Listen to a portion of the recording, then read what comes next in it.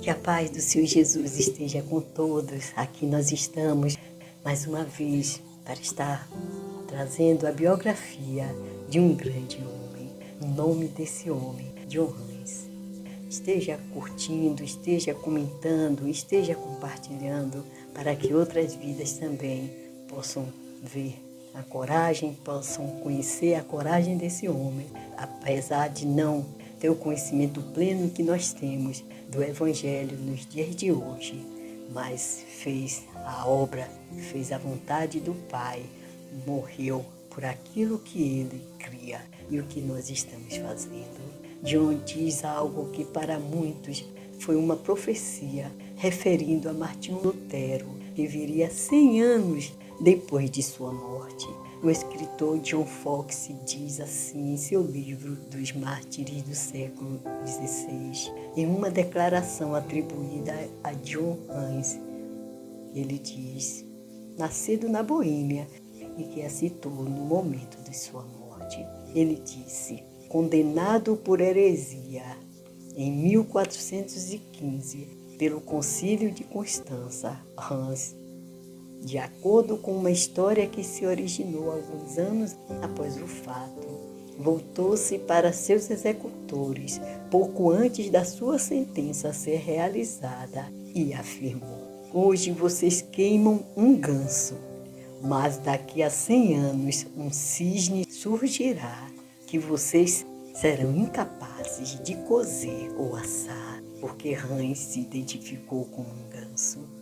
E porque os comentaristas posteriores, nada menos que o próprio Lutero, acreditavam que a lendária profecia de Hines se referia ao monge alemão, cujo protesto contra as indulgências iniciou a reforma um século depois. John nasceu em uma cidade proveniente do sul da Boêmia, por volta do ano de 1372, Kustan, cidade do Ganso, onde agora é a República Tcheca.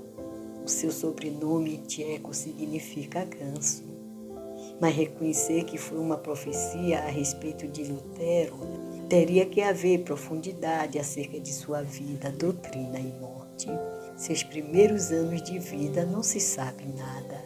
No ano de 390, matriculou-se na Universidade de Praga com a intenção de treinar para o sacerdócio. Ele vai dizer depois que o que o levou a esse sacerdócio foi apenas a promessa de proporcionar uma vida confortável e estima mundana. Ele também confessou como usava o seu tempo para jogar xadrez. Hines se destacou em seus estudos e, após receber o seu mestrado em 1396, vinculou-se à Faculdade de Filosofia da Universidade. Não muito tempo depois de começar a ensinar, aconteceu uma mudança radical e fundamental que resultou em um compromisso maior com Cristo que pode ter acontecido devido à exposição com os pensamentos de John Wycliffe. As ideias desse homem estavam começando a abalar a cidade de Praga em comoção à reforma de Wycliffe, onde incluía críticas severas contra a imoralidade, a doutrina medieval da transubstanciação, e não permitiu o acesso de leigos à escritura na língua vernácula. Tudo isso chegou à Boêmia através dos estudantes tchecos que estudaram em sua própria universidade de John Wycliffe e voltaram para casa com as mentes repletas das ideias de John Wycliffe e as mochilas cheias de livros de Wycliffe. Em 1403 chegou ao ponto alto dessas ideias. Na Universidade de Praga, Hines se opunha acerca da transubstanciação de Wycliffe. No entanto, concordou com muito do que o reformador inglês dizia. Um ano antes, Hines estava pregando na Capela de Belém, no centro de Praga. Agora sua pregação era uma mensagem popular, atraindo a muitos de vários milhares.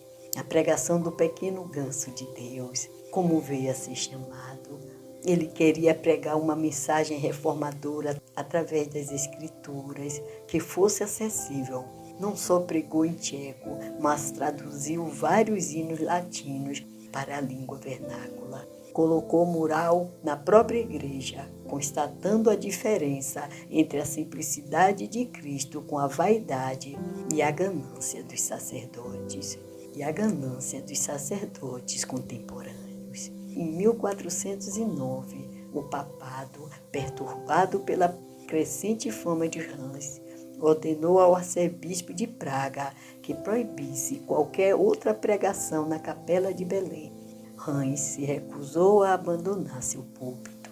No ano seguinte, o arcebispo excomungou Hans, com base em heresia, e logo depois fugiu da cidade por medo de represálias populares. Hans continuou pregando. Em 1411 foi proibido oferecer à comunidade qualquer serviço, como sermões, casamentos. O rei Venceslau IV o ajudou, ordenou ao clero de Praga que ignorasse o interdito. Infelizmente, em 1412, as circunstâncias colocaram um contra o outro. O papado começou a vender indulgências para arrecadar dinheiro para uma campanha militar. O rei Venceslau não se opôs, porque recebeu parte dos ganhos, mas Hans, que via a venda das indulgências como sinal da corrupção da igreja, protestou tanto do púlpito quanto da tribuna.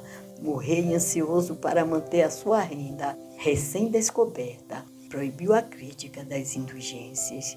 Ele reforçou essa proibição ao decapitar vários homens que falaram contra as indulgências.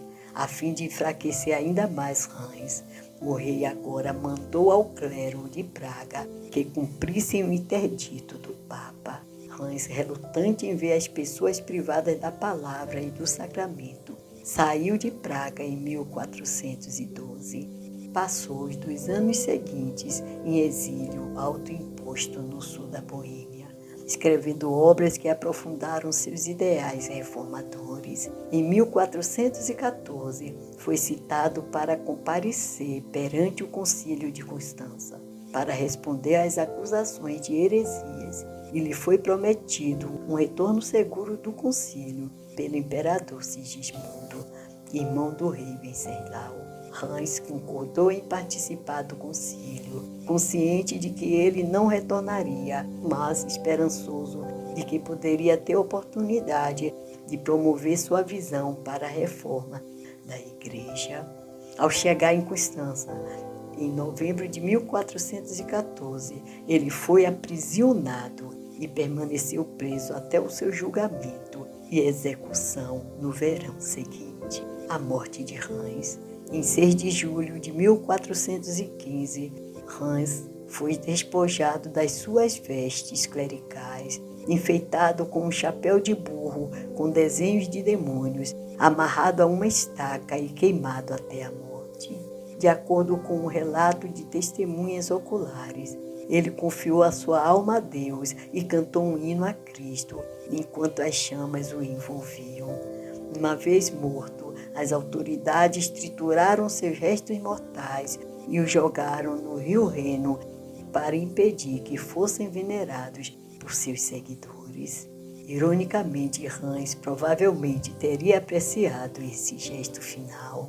Hans nunca pronunciou realmente a famosa profecia atribuída a ele na ocasião de sua morte. Ele expressou numa carta que escreveu durante a sua prisão a esperança de que pássaros mais fortes que ele surgiriam para continuar seu trabalho. De fato, foi Lutero, em escritos da década de 1530, que transformou as palavras de Hans em um oráculo que encontrou sua realização. Seja como for, acredita-se que Hans se alegraria ao ver o dia de Lutero e ficaria feliz em reconhecer a obra de Lutero e os subsequentes esforços para reformar a Igreja de acordo com a palavra de Deus, como uma continuação digna dos seus próprios labores. Assistam, abaixo do vídeo, a história desse homem de Deus. Deixei o link aqui abaixo. Não perca tempo, esteja assistindo e comentando também no nosso canal, abaixo do nosso vídeo. O que você entendeu na verdade e o que você achou dessa história verdadeira, não é? Algo que aconteceu no passado e muitos anos atrás. Que Deus abençoe a todos, no nome de Jesus. Amém.